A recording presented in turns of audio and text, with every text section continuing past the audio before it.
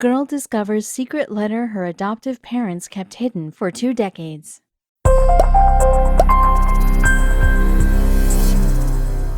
Katie Poehler enjoyed a regular life while growing up in the small town of Hudsonville, Michigan. As a Chinese girl with white parents, her parents never hid the fact that they had adopted their little girl. However, Katie felt happy, so had no need to dig into her past. She had no idea who her birth parents were. All she knew was that they came from China. Furthermore, she didn't know how much they had sacrificed to protect her from dangers beyond their control. When they gave her up, Katie's birth parents included a heartbreaking letter with a tragic request for whoever adopted her. Unfortunately, Katie's biological parents kept the letter a secret to protect their new daughter. However, 2 decades later, the truth finally came to light. Afterward, Katie's life changed forever. Qian Fensheng, above left, and Xu Linda, above right, were just a couple of teenagers when they first met in their home of Baoying County in the province of Jiangsu, China. For the first few years, the two simply dated, getting to know each other. Then, in their early 20s, they married and started their lives together. Unfortunately, life didn't come as easy for them, as they had to work long hours to bring food to their table. However, Linda and Fensheng were hardworking people, and after they moved to the city of Hangzhou, they found a relatively good job. They had to live on the outskirts, but it was better than nothing. From there, the blessings kept coming. The couple was lucky enough to find a job in the scrap trade in the city of Hangzhou. They became even more fortunate when the business really took off in the 90s. Then they received even more good news. Fensheng was pregnant. Both wanted to start a family, so they felt ecstatic. For the first time since they married, things looked good. However, the only housing facility they were able to find was far away from the city. So when Fensheng went into labor with their first daughter, the father-to-be had no other alternative but to put his wife on the back of his tricycle. Then, Linda pedaled as fast as he could to the closest hospital. Even before the baby came, Linda proved himself one of the world's best dads. Despite all of the hardships the couple faced along the way, they couldn't help but feel joy for the arrival of their new baby girl, who they named Xiao Chen. She became the main reason why Linda and Fensheng kept trying to make the best out of every situation. Like most parents, they wanted to ensure their daughter enjoyed a better life than they did. The couple felt confident things would turn out for the best, so the new parents felt optimistic that they could give their baby girl a happy and fruitful life. However, the thought of raising her as an only child made them feel uncomfortable. Therefore, the pair took the life-changing decision to give Zhao Xin a sibling. Unfortunately, the couple was about to face yet another hurdle on the way. As a part of a birth planning program designed to control the size of China's population, the government implemented a one-child policy in 1979. In stark contrast to the freedom found in most countries, China enacted the ruthless law as a last-ditch effort to reduce population and poverty. Later, the government modified it slightly. Rural parents could have a second child, but only if the first was a girl. Some found this a step in the right direction. Others could not look past the modification's blatant sexism. Worse still, the punishments for breaking the law were just as ruthless and cruel. First-time offenders could expect steep, nearly unpayable fines, while repeat offenders risked sterilization. Thankfully, the government eliminated the policy at the end of 2015. However, at the time, China's one-child policy remained in place. Linda and Fensheng had already set their minds to the idea of conceiving a second child. However, there was only one problem: China's one-child policy. Still, regardless of the consequences that came along with having a second child in China, the couple believed they could get away with a second child, especially since they lived so far from any government eyes. "We thought we could get away with it since we lived so far away from the family planning cadres in our village," Sue later recalled. Unfortunately, they would learn no one can hide from the brutal regime. Sooner rather than later, they would face the consequences of their decision. In 1995, Fensheng found out she was pregnant with a second child. For a few minutes, the two discussed the possibility of terminating the baby, realizing the trouble they could get into. If anyone found out about the baby, their child would never get to see the light of day. However, they could not do it. "I would have felt so sorry if we had aborted her. I thought that even if we couldn't afford to raise her, we could give her away," Linda said to the South China Morning Post. Nevertheless, Linda and Fensheng needed to come up with a plan, and in time, they finally had one. During the pregnancy, Linda and Fen Shang lived their lives in terror, horrified that the police would discover them. Every night they worried that the authorities would come knocking on their door. While on the street, every single person could be a spy that would notice Fen Shang's baby bump. Paranoia took over their lives. So for the last 6 weeks of her pregnancy, Fen Shang maintained a low profile. They developed a pretty good plan. The mother hid on a secluded houseboat about 75 miles from Hangzhou, on the Suzhou Canal. There, the remaining weeks passed, and before they knew it, the scariest moment of their lives arrived. The birth presented the most dangerous part of the couple's journey. When Fen Shang's water broke, the pair knew they could not go to the hospital, or otherwise they might kill the baby at birth, so they needed to deliver the baby themselves. When the time came, Linda grabbed a pair of sterilized scissors with boiling water. Once again proving himself an incredible father, Linda cut the umbilical cord. Afterwards, some complications with Fen Shang did arise. The couple found themselves needing to seek help from a physician. Thankfully, a doctor they knew took care of her without ever seeing their new child. While the friend knew what happened, he promised he would never tell another soul. Unfortunately, this solved few of Linda and Fen Shang's problems. Their second child was a girl, making things even more challenging. After Linda and Fen Shang held their newborn daughter, Katie, they knew they would do anything in their power to protect her, even if it meant sending her away. With the arrival of their new daughter, the couple decided to move ahead with their only option, putting Katie up for adoption. While it broke their hearts into 1,000 pieces, they knew it was the only thing that would keep Katie safe. So Linda and Fen Shang planned to take her to a nearby vegetable market where they would leave her in a covered popular place. They felt confident someone would find her. Linda and Fen Shang couldn't wait any longer if they wanted to ensure their daughter's safety. On the morning of the 3rd day she was born, I prepared her milk. I held her and hugged her for a while. Then I walked to the market. She didn't cry, she was asleep. I kissed her gently. I knew it was the final goodbye, recalled Fen Shang. Despite the immense pain they felt, the couple knew they made the right choice. If Katie remained in their care, she and their other daughter would remain in grave danger. This way, Katie would have a chance to grow up safe, and maybe, just maybe, the family would reunite in the future. In fact, Linda and Fen Shang had a plan to help them find their daughter in the future. Linda and Fen Shang knew that, in the future, their daughter might want to understand why her parents gave her up. They did not wish Katie to think they didn't want their beautiful daughter. Furthermore, she might want to meet them. So they came up with a plan to tell her everything she needed to know. The heartbroken couple decided to leave a letter with Katie to explain their decision and why they left things the way they did. Hopefully, the girl's adoptive parents would give her the message when the right time came. However, with little paper and less time, Linda and Fen Shang still needed to decide what to write in the letter. Linda and Fen Shang poured their emotions into a handwritten letter. They left it with their little girl along with a special request. Heartbroken, their request was the only thing that gave them hope. Maybe one day they would see their daughter again. Our daughter, Katie, was born at 10 a.m. on the 24th day of the 7th month of the lunar calendar, 1995, the letter began. We have been forced by poverty and affairs of the world to abandon her. Oh, pity the hearts of fathers and mothers far and near. Thank you for saving our little daughter and taking her into your care. If the heavens have feelings, if we are brought together by fate, then let us meet again on the broken bridge in Hangzhou on the morning of the GC festival in 10 or 20 years from now, it finished. So, just like that, Linda and Fen Shang left their daughter Katie at the vegetable market they selected. Thankfully, the couple was right, and someone found her soon after. The person who found her first brought her to a police station. Afterward, officials took Katie to the Suzhou's Children Welfare Institute, where they took over her case. The 3-day-old baby girl started growing up, getting healthier and stronger by each day.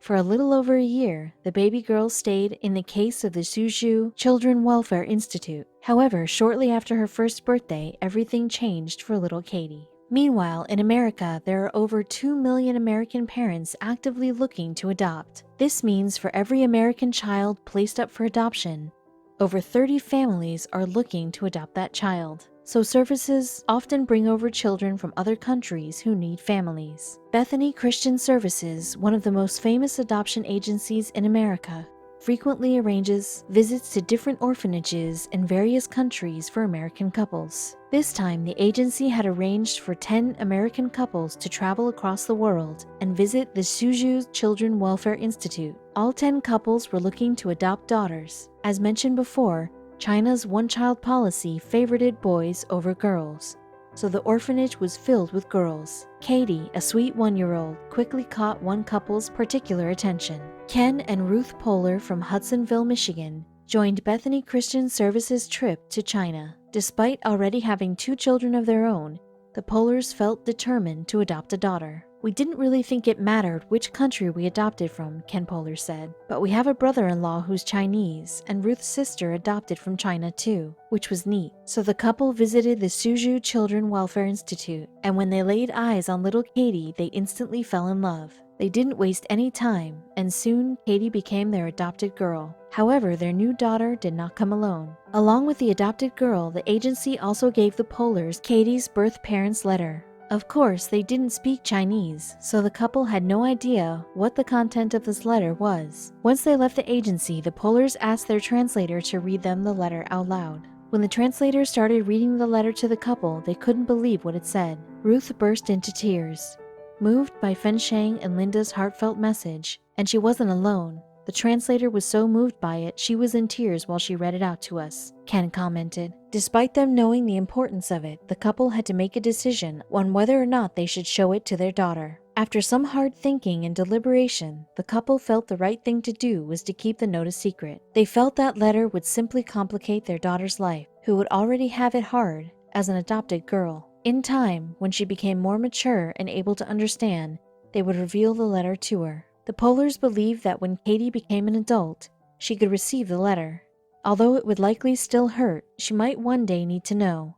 However, the Poehlers also agreed they would only show her the message if she became curious about her past. After Katie arrived at her brand new home in Hudsonville, Michigan, and while growing up, little Katie Poehler had no reason to question the world she grew up in. The Poehlers made sure she enjoyed a healthy, happy life in their small town. Her parents loved her just as dearly as she loved them. Growing up in Michigan, Katie enjoyed a typical American childhood, including plenty of friends, learning musical instruments, and playing multiple sports. As far as Katie's concerned, she was just another American kid. "I had a solid, good childhood," she said. "Everyone knew I was adopted, obviously, so I was never asked about it." In no time, Katie became a loved and accepted part of the entire Poehler family. Everyone adored the newly adopted girl and looked out for her. The Poehlers are also deeply religious people, so they attended church every week, strengthening Katie's core values. This also enabled Katie to become part of another tight-knit community.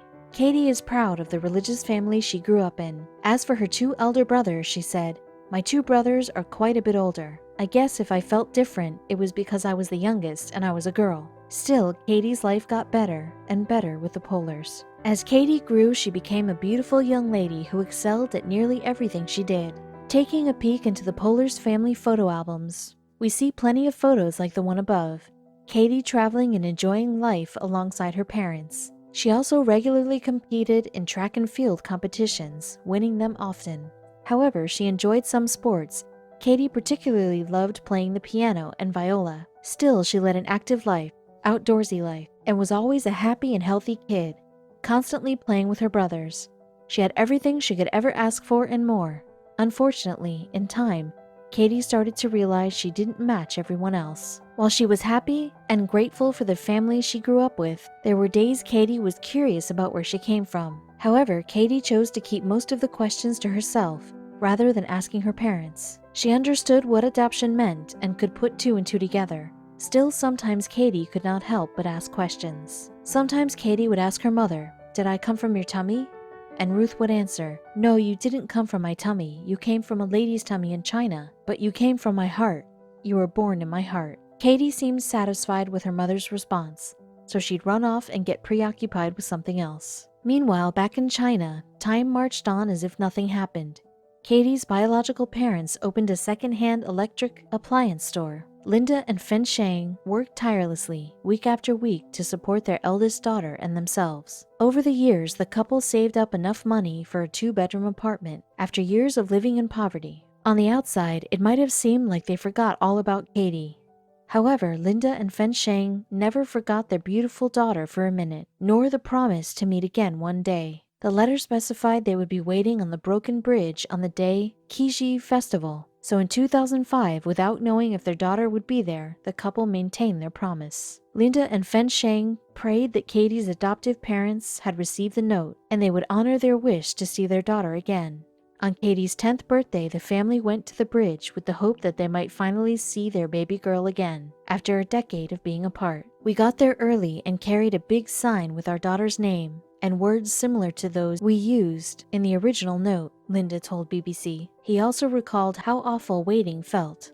The hours slowly passed by. Linda said he wanted to run up to every little girl they saw on the bridge. Unfortunately, all they could do was wait with hope. Katie's birth parents waited patiently the whole day.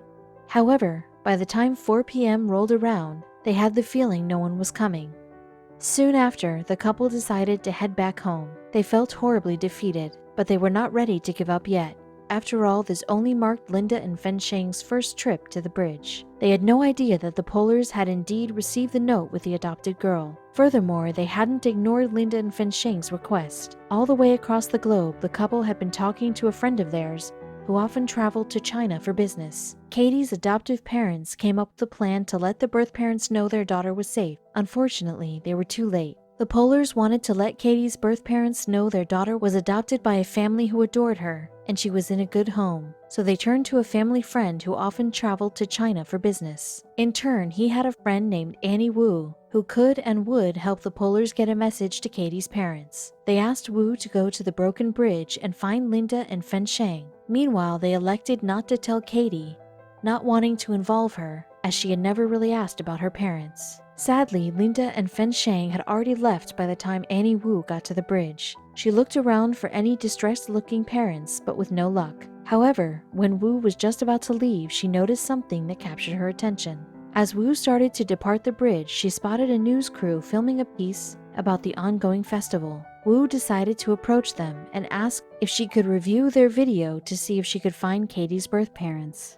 The crew, touched by the story of this adopted girl, immediately agreed. Wu's quick thinking paid off rather quickly. While reviewing the footage, she managed to spot Katie's parents standing on the bridge, holding up a big sign with their daughter's name on it. Soon the news crew started to focus on the tragic yet incredible story of a Chinese couple forced to give up their daughter at birth. The news crew decided to share Linda and Fen Sheng's story in both television and newspapers. Fortunately, one of the couple's friends from Hangzhou saw a report on television and reached out to them. From there, Linda and Fen Sheng contacted the news station and made plans to meet Annie Wu. Linda and Fen Sheng felt so thrilled that they rushed into the news station to meet Wu. When they met, Wu gave them a couple pictures of their daughter and a letter from the Polars, assuring them they would be in touch again. Katie's birth parents felt reassured that Katie was fine. However, they were eager to hear more about their adopted girl. Little did they know that would not be possible. When the Polars found out that their story had been broadcast across China,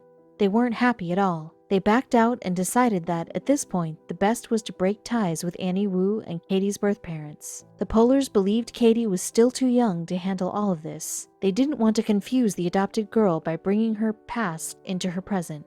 We took what we could from Annie and saw no more need for contact. We thought that we should wait for Katie to grow and see if she wanted more information. She's our daughter.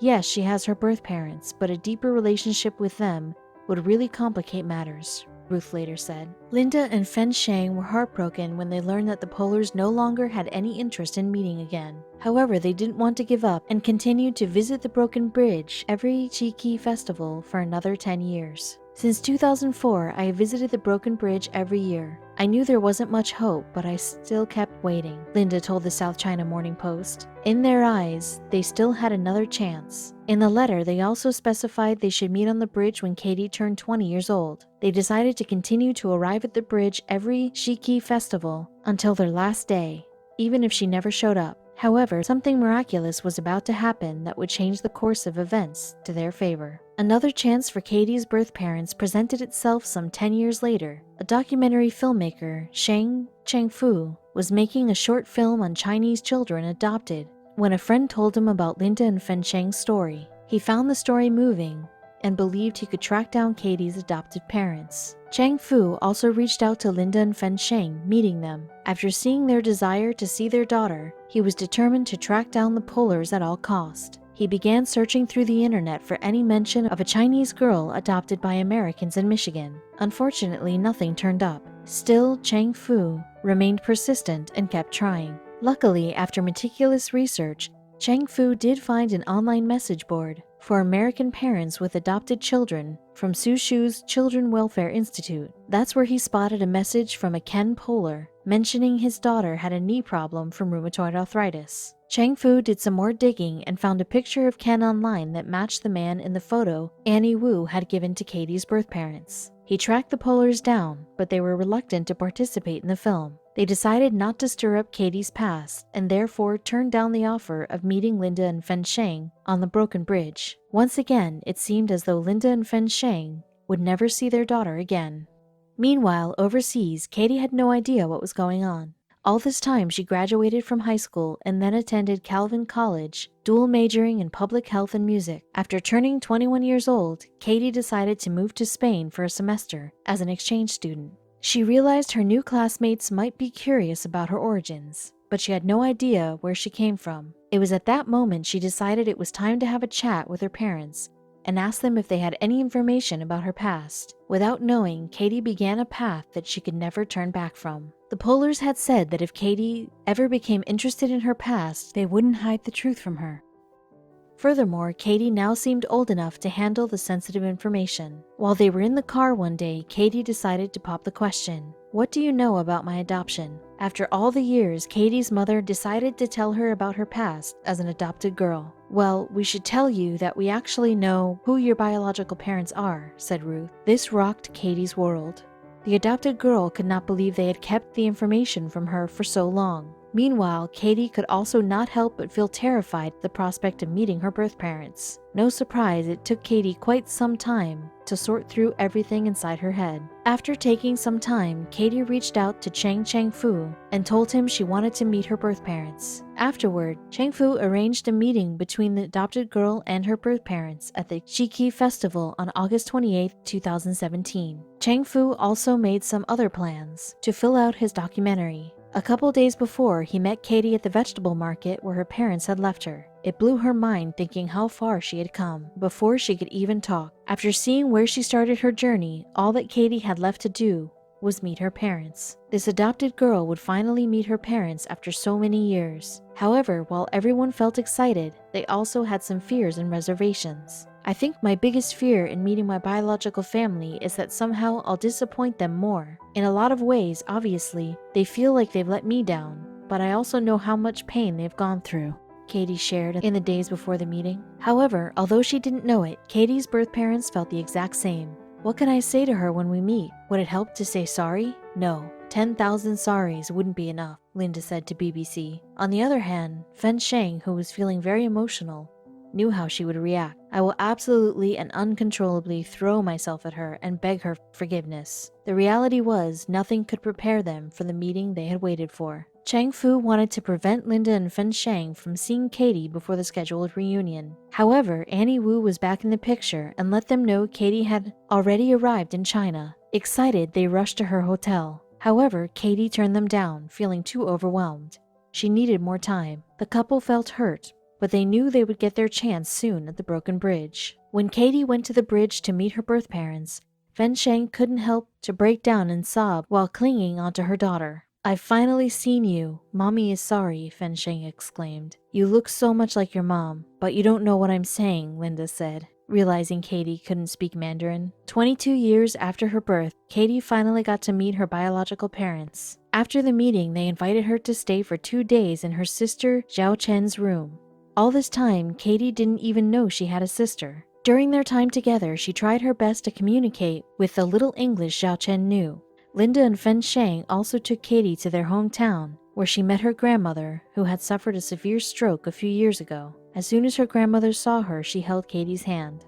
Katie was surprised by how emotional Fen Sheng was, but she understood the reason why. "They were just super excited and missed looking after me all these years. They were stuck in a system that was so broken. I think there were just a lot of small moments where I saw how much they really cared. the adopted girl recalled. Over time, little problems crept up. For instance, Linda and Fen Shang felt hurt that Katie didn't call them mom or dad.